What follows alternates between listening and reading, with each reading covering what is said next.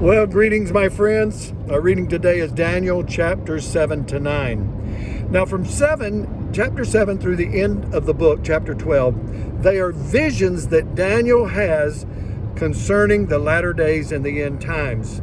Now, in the book of Revelation, we have visions of the end times, and many consider Daniel the revelation of the Old Testament because there's a lot of similar material concerning the end times. Now, I know that probably you would like for me to really get down into the depths of the timing of the coming of the Lord and what this means and that means, but we don't have time in these devotions to get that deep into those prophetic utterances. However, there is something I want to talk about, and it's found in chapter number 9. The archangel Gabriel is mentioned. Now, God created three archangels. One was Gabriel, another Michael, and the other Lucifer.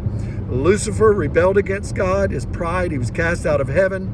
But Gabriel was the archangel of messenger. He was the one that brought messages to God's people. Michael was the warrior. We find him mentioned in chapter 10, chapter number 12. We also find in chapter number 10, he fought against the prince of Persia, which many believe symbolically that is satanic forces. So really in Daniel's writings here, we see all three archangels at work.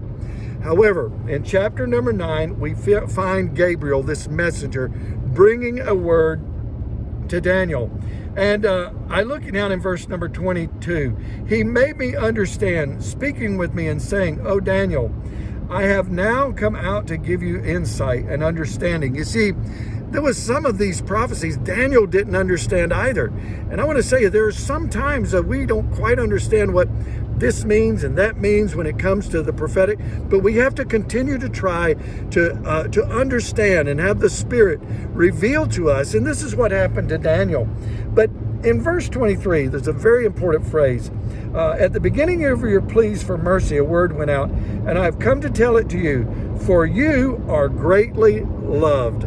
My friends, I want to tell you, you're greatly loved. We can read this again over in chapter number 10. On two different occasions, again, the angel said, you are greatly loved. What a message the messenger brought, that you are greatly loved. And I want to say that I believe God is telling us the same thing. In the midst of a confusing world and things we don't understand, and as we seek Him, He wants us to know the bottom line is you are greatly loved. So I want to encourage you today to keep that in your mind when whatever comes your way, that you're greatly loved. Well, God bless you. Have a wonderful day. See you tomorrow. Bye-bye.